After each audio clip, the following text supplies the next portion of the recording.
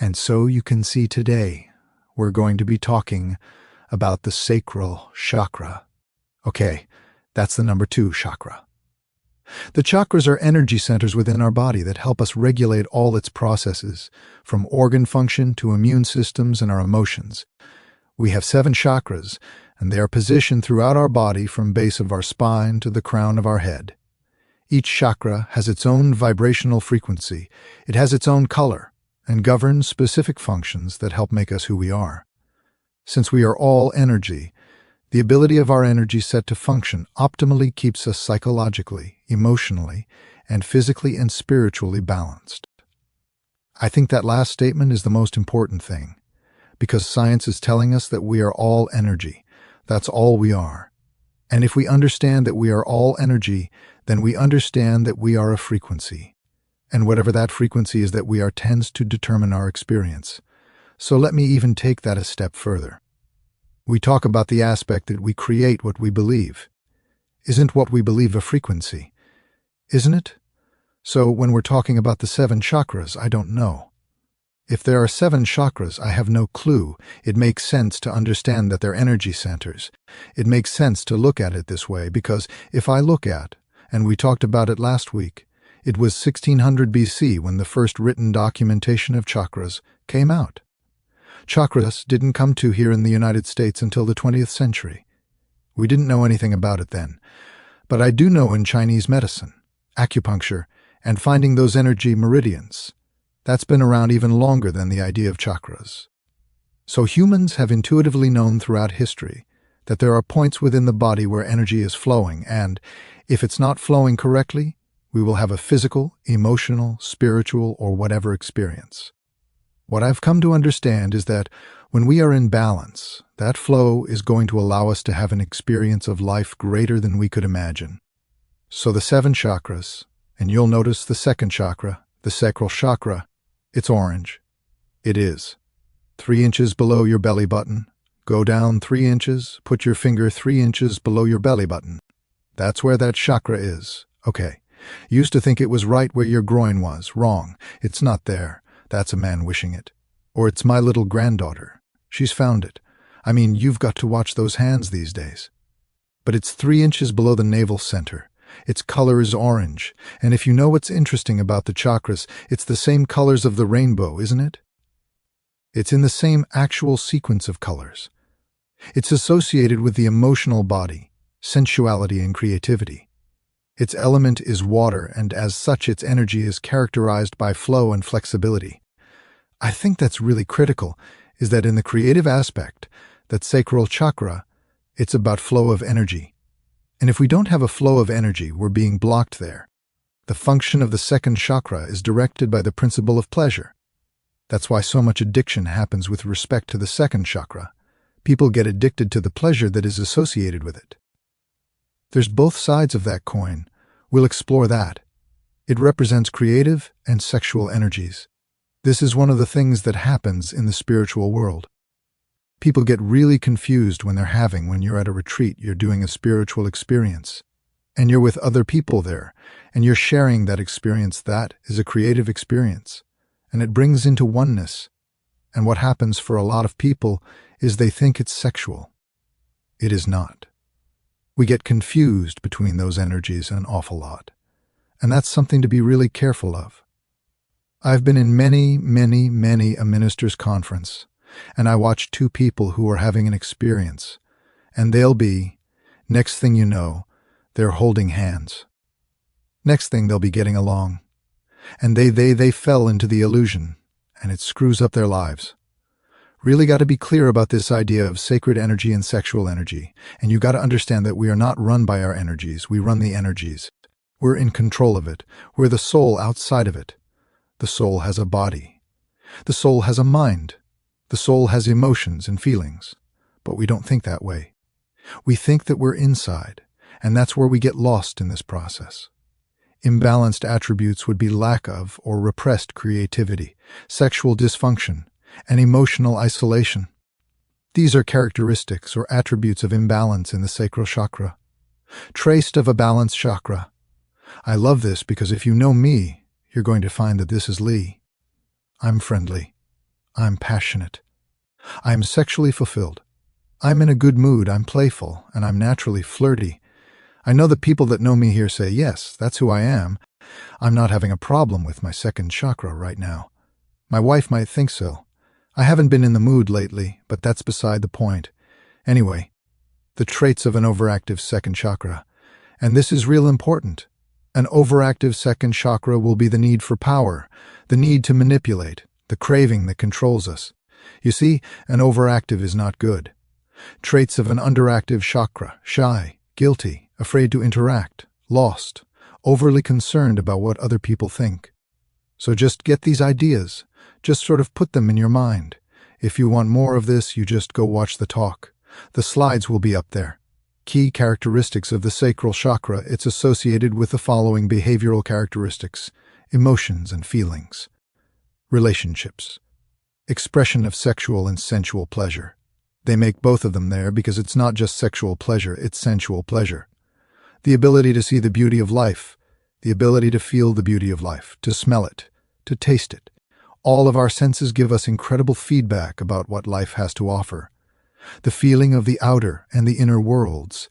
I think that's really key to understand, that the inner world is every bit as important as the outer world. In fact, what you'll find is that the inner world really drives the outer world experience. Whatever's in your inner world is driving that outer world experience. Creativity. You know, creativity. This was brought up by Napoleon Hill in Think and Grow Rich. He had a chapter in the book called The Transmutation of Sexuality. And he talked about that the wealthiest people in the world understood how to take the sexual energy that's inside them, channel it into the ability to mentally, emotionally create new ideas and new businesses and things of that, because that creative nature, when you channel it properly, there's no limiting it. So when you talk to the Carnegies in that, they were able to do that. Most people don't really take time to understand that. They don't really work at it. Therefore, they're not creating anything magnificent. And I think that's really critical to understand. It's also key characteristics, fantasies. Think about sensual and sexual pleasures. Fantasies are going to rise out of that. My God, think about this. I forget the name of the place where it was. It was at Big Boy, back in the day in Michigan. They had a banana boat, where they had mounds of all this ice cream and toppings and cherries and whipped cream. And you look, the thing was about this long. It was about this high, huh? That was my fantasy. I just wanted to. My mother said, we're not spending the $7. Now this is back in the early 60s. With a lot of money, I said, well, you can have a little. Still didn't buy. What happens when the second chakra is not in balance? Really big here. Dependency and codependency with other people, or a substance that gives us pleasure. So you're hearing people talk all the time. The biggest thing out in psychology right now, let's talk about being in a codependent relationship. You're in a codependent relationship. Everybody's in a codependent relationship. Well, they got problems in their second chakra. Pure and simple. Feeling numb and out of touch with how you feel. This is normally, I'm going to generalize. This is more normally a male characteristic than a female characteristic. I think a lot of times females have the ability to feel more. But the male, he just numbs himself. At least I used to. I was taught to numb myself. Corey, you're shaking your head. You had the same experience, didn't you? We were taught to hide your feelings, hide them, bury them, where women were taught it's okay to express them. So there is that race consciousness, that collective consciousness that does influence how we demonstrate these chakras. Overindulgence in fantasies and sexual obsessions. What is the number one largest industry that an imbalanced sacral chakra has grown? Porn, without a doubt. Multi-billion, billion dollars. Internet would not be anything today if it wasn't for pornography. All the greatest advances in all the programming have happened because of pornography, because people are out there with imbalanced sacral chakras. Now, I'm not saying anything's wrong with porn. You get to determine whether it's right for you or not. Thank you. Go on. Lack of sexual desire or satisfaction. That's also an imbalance that's happening there. So you've got both sides, right? Imbalance can lead both ways. And then feeling stuck in a particular feeling. That's always seems to be. That's where a lot of people, I'm really stuck. I've got this feeling. I can't get out of this feeling. Just a tip. Sacred Chakra healing tips restore balance in areas of life and stop letting our sensations carry us away. Heal any feelings of shame. My granddaughter has no feelings of shame. I'm watching her. I'm watching Sports Center. She's got a doll, and she's just in the baby pose. And I said, "Claire," and she looks. I said, "Are you having a movement?" And she turns away and stays for the next couple minutes. It then runs up to me. She has no shame at all. She hasn't been taught shame, and nor will I ever try to teach her shame. We tend to take very natural things that make people shameful for them. Why do we do that? Essential oils, relaxing near water, this is really big. Even meditating to water sounds, the flow of water. Know what I mean? The waves coming in and out. Think about the analogy of the waves. Life comes in, and you release it. That's the natural flow. Life comes in, and you release it if life comes in, and you try to hold on to part of the wave you're going to lose. And that's where our pain and misery comes from. We don't allow life to come in. The question I would ask is, how many people have been in your life that are not in your life physically, but yet emotionally still control and own you? You haven't let them go, and you block the sacral chakra. Meditation and mantras.